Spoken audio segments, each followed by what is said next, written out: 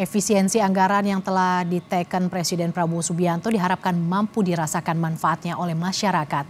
Namun nyatanya beragam pendapat dan kekhawatiran muncul terkait dampak dari kebijakan ini. Presiden Prabowo Subianto telah menaikkan Instruksi Presiden Nomor 1 Tahun 2025 tentang efisiensi belanja dalam pelaksanaan APBN dan APBD tahun 2025.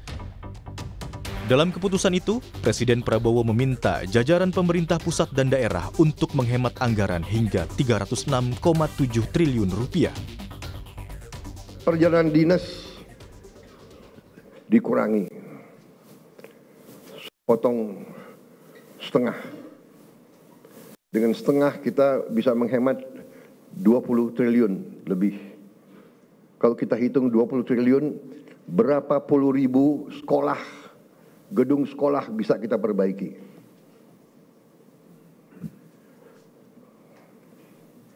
Jadi saya katakan benar-benar bahwa saya sangat serius dalam hal ini. Saya minta loyalitas semua menteri, semua kepala badan untuk patuh dalam hal ini. Kementerian Keuangan merinci ada 16 pos belanja yang harus dipangkas untuk menghemat anggaran. Di antaranya, pos pembelian alat tulis kantor dipangkas hingga 90%. Belanja percetakan dan souvenir dikurangi 75,9%. Sewa gedung, kendaraan, dan peralatan dipangkas hingga 73,3%. Komponen lain yang dipangkas adalah perjalanan dinas dalam maupun luar negeri. Belanja lainnya, kajian dan analisis, hingga rapat seminar dan kegiatan sejenis.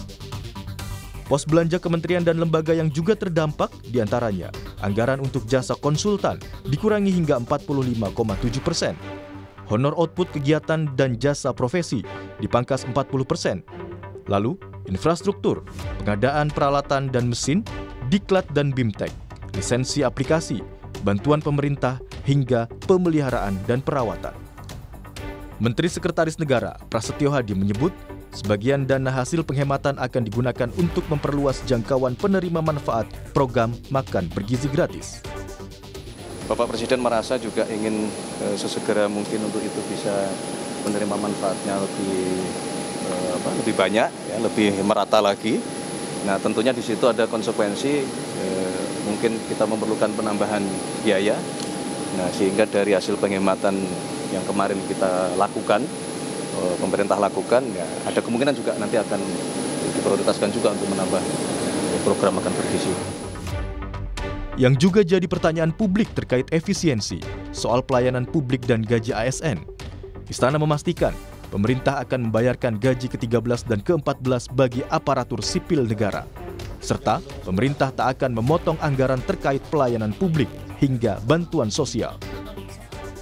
Ibu Menteri Keuangan sudah ngasih pernyataan kan, dan efisiensi yang disampaikan oleh Presiden itu kan tidak termasuk belanja pegawai, ya. Buat gaji pegawai itu kan bukan bagian yang diefisienkan.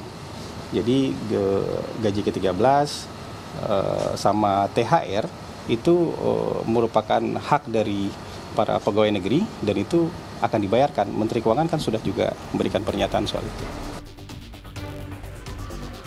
Sementara dari sektor bisnis, efisiensi anggaran oleh pemerintah menjadi alarm bagi bisnis hotel dan restoran. Ketua Persatuan Hotel dan Restoran Indonesia, PHRI Sulawesi Selatan, memprediksi akan terjadi penurunan okupansi dan event yang berdampak pada menurunnya pendapatan hotel. Jelas pasti akan memberikan dampak yang signifikan untuk aktivitas okupansi maupun aktivitas hall di seluruh hotel restoran Sulawesi Selatan juga di Indonesia tentunya. Ketika okupansi melemah, ketika event melemah, pasti juga permintaan daripada hasil tani, hasil nelayan, peternak akan berkurang. Kementerian dan lembaga negara memiliki waktu hingga 14 Februari untuk mengusulkan revisi anggaran yang telah disesuaikan dengan instruksi Presiden terkait efisiensi. Pemerintah harus memitigasi risiko agar efek efisiensi anggaran bisa terkelola dengan baik. Perlu pengawalan serius dari menteri, kepala lembaga, dan kepala daerah agar praktik hemat anggaran bisa berdampak positif, tak mengganggu produktivitas aparatur sipil negara dan pelayanan publik. Tim Liputan, Kompas TV.